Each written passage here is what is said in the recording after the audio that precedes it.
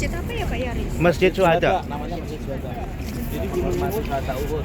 Baru kok itu biasanya. Uhud selebarnya di depan ini. Iya. Bapak Ibu, Assalamualaikum warahmatullahi wabarakatuh. Apa kabar Bapak Ibu? Semangat pagi. Pagi. Kurang semangat. Semangat pagi. Pagi. Luar biasa. Semangat. Salam Baitullah. Allah. Alhamdulillah Bapak Ibu berada di tempat yang mulia. Disinilah terjadinya perang Uhud. Bapak Ibu pernah dengar lah itu ya, itu famous banget. Bahkan difilmkan, misalnya Bapak Ibu lihatlah. Kalau kemarin Bapak Ibu melihat ceritanya dalam film, inilah tempat yang sesungguhnya. Gunung Uhud Bapak Ibu dari sini sampai ke sana, sampai ujung sana, sampai di belakang sana. Nah, perang Uhud adanya di sini. Jabal Rumah ini.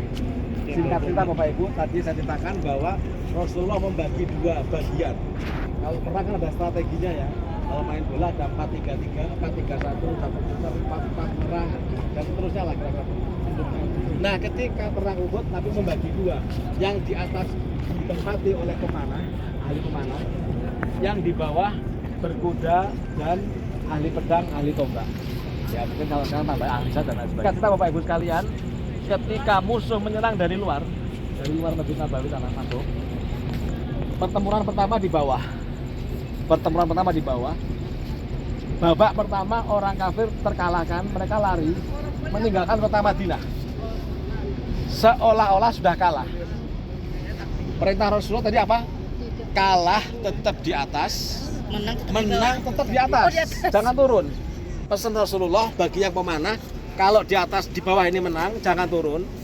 Kalau kalah pun kalian jangan turun, kalian tetap di atas posisinya, nggak boleh turun.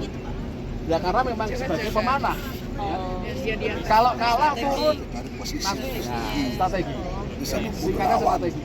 Bapak Ibu, babak pertama orang kafir itu udah kalah, lari di sana, mau meninggalkan kota Madinah. Pikirannya orang iman yang di bawah, hore kita menang. Pada ngambil jarahan. Ada onta diambil onta, ada kuda diambil kuda. Ada perempuan tenaga medis ahli masak diambil, ditangkap. Wah, aku mau yang putih, aku yang dan sebagainya. Ini gonimah, jarahan, ini duniawi. Godaan duniawi seperti itu. Nah, yang di atas mulai goyah. Yang di bawah sudah menang nih. Kita udah menang ini, ayo turun. Sebagian bilang jangan, perintah Rasulullah nggak boleh turun. Turunlah orang-orang yang mengingkari perintah Rasulullah. Turun ke bawah. Bapak tahu apa yang terjadi?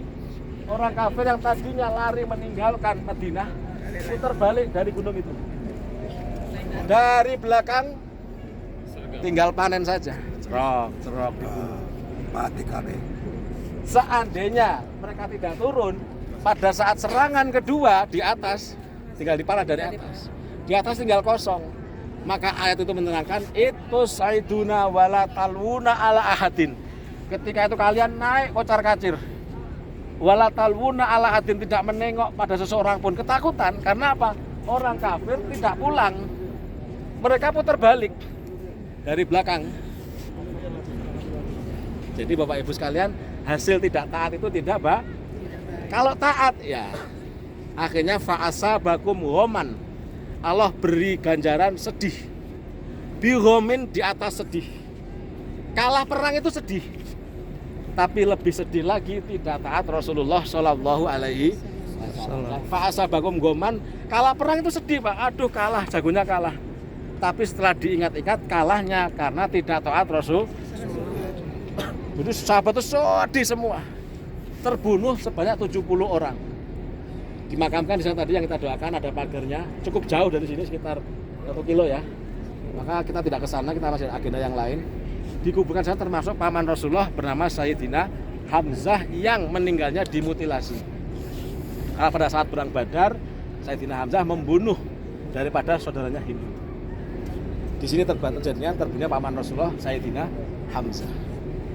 Bahkan Rasulullah topi cikraknya, apa topi cikrak? Topi cikrak itu topi perang. Kan kalau perang ada safety-nya ya, ada baju perang, topi perang. Bapak Ibu kalau lihat film Lord of King itu kan ada baju perangnya. Pecah topi pecah Nabi. Gigi Rasulullah pecah 2 depan. Beliau terluka betisnya. Beliau dilarikan ke arah gunung. Allahu a'lam tempatnya di mana yang benar, tapi dilarikan ke arah gunung Uhud yang paling tinggi. Beliau diselamatkan di sana. Dan ada orang yang mengincar Rasulullah yang wajahnya mirip Rasulullah, ada. Itu yang jadi sasaran. Ditombak 1, ditombak 2, sampai berapa tombak terkena tubuhnya. Tapi ternyata itu bukan Rasulullah, yang mirip dengan Rasulullah. Maka Bapak Ibu sekalian, hikmah dari perang Uhud adalah taat Allah dan taat Rasul itu, taat Allah itu mutlak, tidak bisa ditawar. Allah larang ya jangan dikerjakan, Allah perintah kerjakan. Rasulullah juga sama. Ketika Rasulullah sudah perintah kerjakan, Rasulullah melarang jauhi, mutlak. Kalau seandainya tidak terjadi orang yang di atas turun, insya Allah menang babak pertama dan babak kedua. Tapi itu sudah jadi ayat, sudah jadi qadar bahwa kita kalah di perang Uhud, kesalahannya karena tidak taat Rasul. Allah menghibur umat Islam pada itu, sahabat Nabi, hanya dengan satu sifat, yaitu apa? Ngantuk. Fa'asabakum ghamam bi ghamin. Sakit kalah ditambahi sakit tidak taat Nabi, Allah sembuhkan dengan ngantuk. Jadi jenengan bisa ngantuk itu sedang, Pak. Sahabat Ali radhiyallahu berangkat dari Gunung Uhud pulang ke Madinah. Saking ngantuknya pedangnya jatuh 16 kali. Tepluk, ngantuk, Pak. Jadi menghilangkan susah sedih gampang, bisa tidur, bisa ngantuk. Loh itu hadisnya begitu, Pak. Sahabat itu jalan dari sini menuju Madinah itu sahabat Ali jatuh pedangnya 16 kali, ketepluk, ngantuk. Dikasih ngantuk susah hilangnya, sedihnya hilang.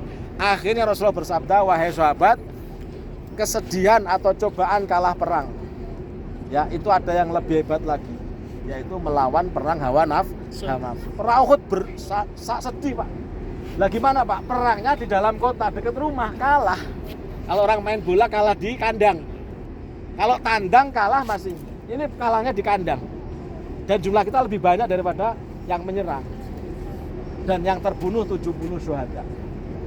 Nah, Bapak Ibu sekalian, sesedih apapun, sesakit apapun, sesusah apapun, Allah sembuhkan dengan tadi itu. Sedih kalah perang ditutupi dengan tidak taat Nabi. Itu semua dimaafkan oleh Allah, diganti rasa ngantuk, bisa tidur. Nah ini Pak, sejarah Gunung Uhud di sini. Maka sebelum jenengan foto saya jelaskan. Nomor 2, kalau jenengan sholat jenazah, Nabi bersabda, man sholat janazah muslim falahu qiratun. Siapa yang sholat jenazahnya orang Islam, baginya 1 qirat. Qalu ya Rasulullah wa mal qiratu? 1 qirat apa Nabi? Qala Rasulullah al qiratu misla Uhudin. Jenengan sholat Allahu Akbar, Allahu Akbar 4 kali salam, pahalanya sebesar ini, Pak. 7 kalau kilo. Kalau berapa kilo, Mas? 7 kilo. 7 kilo, Pak, kesananya. Ada yang pernah ngitung pakai 3 dimensi itu berapa ratus ribu ton gitu beratnya ini. Kalau dikeruk, kalau dijadikan barang sesuatu.